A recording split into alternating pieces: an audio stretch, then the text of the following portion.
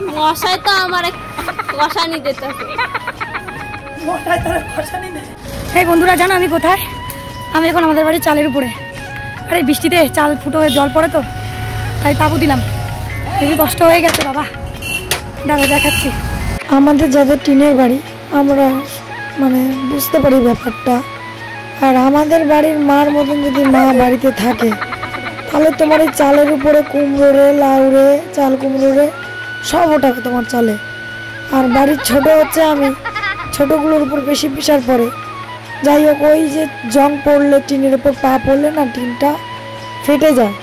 তো বৃষ্টি হলে জল হয়, তো জল হওয়ার কারণে আমাকে দিয়েই খাটাবে, আমাকে দিয়ে ওই তাবু দেওয়া প্রচণ্ড কষ্ট হয়ে গেছে। মানে এই পাশ আর ওপাশ চালের এপাশ আর ওপাশ তাবু দিতে দিতে আমার অবস্থা আজকে কাহিল। মানে কি বলবো, হেভি কষ্ট হয়ে গেছে। আরও পায়ে চোট লাগা, আরও বেশি কষ্ট হয়েছে আমার।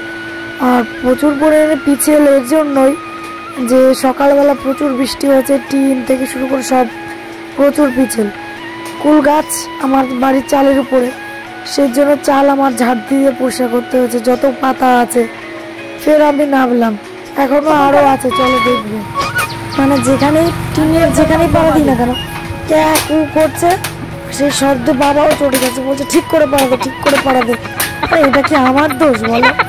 টিনগুলো ফাটা আর আমি যেখানে পারি সেখানে ক্যাকু করছে। চলো এবার নেমে গেছি।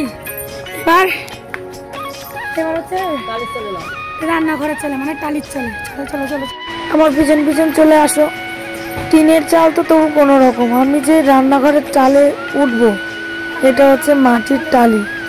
এ হচ্ছে আরও পিছল, মানে পড়লেই পা এমনি সমস্যা, পুরো পায়ের ফ্র্যাকচার হয়ে যাবে। তবু অনেক রিস্ক নিয়ে আমি উঠেছি, শুধু এই কারণে যে বাবা উঠলে টালি একটা বাজবে না, মার তো শরীর ভালো না। কোনো রকমভাবে আমি বাড়ির ছোট, মানে ছোটদের অবস্থা যা হয়, তো তাই কোনো রকমভাবে উঠেছি। প্রথমে ভেবেছিলাম চটি পরে উঠলাম, কিন্তু না, চটি পরে উঠা যাবে না, উঠলে একদম ধাপাস। তাই জুতো খুলে উঠলাম চালের উপর। উঠতে গিয়ে এত কষ্ট হয়ে গেছে, আমি পায়ে জোর দিতে পারছি না, বিশাল যন্ত্রণা করছিল। তবু আমি অনেক কষ্ট করে উঠলাম। ওঠার পরে ওই যে দেখেছো শ্যাওলা পড়ে গেছে, পা দেবো কি করে, টালি ভেজা পায়ে।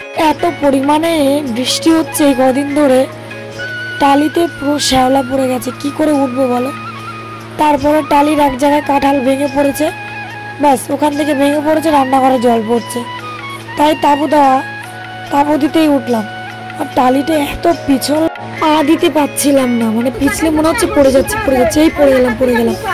তবু অনেকটা রিস্ক নিয়ে একটু মনটাকে সান্ত্বনা দিয়ে চলো আমি পারবো বলে করলাম।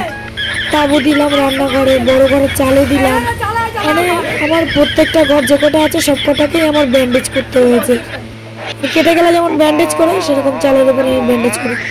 সঙ্গে যে আমার বোন ছিল, ক্যামেরা করছিল, শুধু কথাটা শুনবে, হাসতে হাসতে তোমাদের অটোমেটিকলি পেটে ব্যথা স্টার্ট হয়ে যাবে। মানে এরকম বদমাস, ওর কথাগুলো হেবি সুন্দর, একটু শুনবে। আর আমি তো রামা করে যাচ্ছি যে রাম আমায় বাঁচাবে, আমার কিছু হলে রাম আমায় বাঁচাবে। এত পিছল না কি বলবো, প্রচুর পরিমাণে রিস্ক নিয়ে আমি চালের উপর উঠেছি, সেটা জাস্ট বলার বাইরে। মশাই তো আমার কষানি দিতেছে।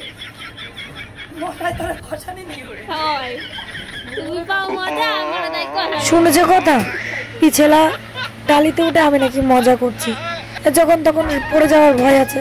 আরো বলছে আমি মজা করছি নাকি, এত পাকা ওটা কি বলবো। তবু হাসতে হাসতে ও ছিল বলে অনেকটা হেল্প হয়ে গেছে। কথা বলতে বলতে অনেকটা সময় কাটিয়ে ফেললাম চালের উপরে, কিন্তু প্রচুর পরিমাণে রিস্ক নিয়ে। তোমরা যারা একদমই পারো না চালে উঠতে বা গাছে উঠতে, একদম কোনো রকম রিস্ক নেবে না। আমি গ্রামে বসবাস করি, আমার করতে হয়। আমার বাড়িতে কেউ নেই, বিশেষ করে আমার বাবাই একা গার্জিয়ান বলতে, মানে ছেলে। আমার ভাই নেই, দাদা নেই, আমরা দু বোন। আর আমি বাড়ির ছোট বলে আমার উপরে এইসব জিনিসগুলো, এইসব কাজগুলো বেশি পড়ে। যেরকম কাঁঠাল পাড়া থেকে শুরু করে গাছে ওঠা, কোনো রকম টিনের সমস্যা হলে সেই কাজগুলো আমি করি।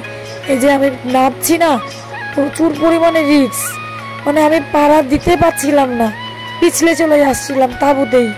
তবুও কষ্ট করে করে করে একবারে নেমেছি।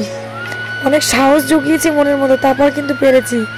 বাবা আমাকে সাপোর্ট করেছে, তাই বাবা ধরেছে, বলছে তুই নাম, কিচ্ছু হবে না, চল। এই তোরা রাস্তায় যেতে বারণ করেছিলাম না?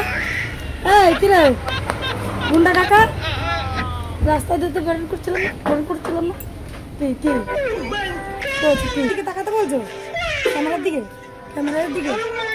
হ্যাঁ আচ্ছা আচ্ছা ঠিক আছে। এই নিয়ে তৃতীয় যুদ্ধ। প্রথমে বড় ঘরের চাল, ফির রান্নাঘর, আর হচ্ছে আমার ঘর।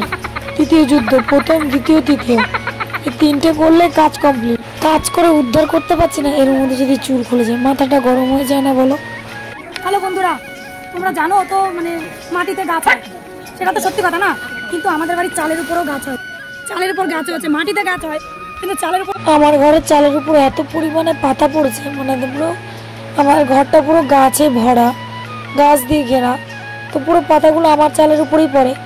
তো সেগুলোই পুরোপুরি ঝাড় দিয়ে পরিষ্কার করলাম। আবার কি পিঁপড়েগুলো উঠেছে, এত কামড়িয়েছে আমার পায়ে, রে বাবা রে বাবা, জ্বালিয়ে দিয়েছে পুরো কামড়ে। আচ্ছা যা দাও মোটামুটি কমপ্লিট, এখন তাবু লাগাবো। 3টে চালে লাগালাম, এই নিয়ে 3বার হবে, ঠিক আছে? দেখো প্রথম আর দ্বিতীয় যুদ্ধের মতন তৃতীয় যুদ্ধটাও কোনো রকম ক্ষয়ক্ষতি ছাড়া কমপ্লিট হয়ে গেছে বন্ধুরা। পাশে দেখো, পাশে পাবে। Thank you so much.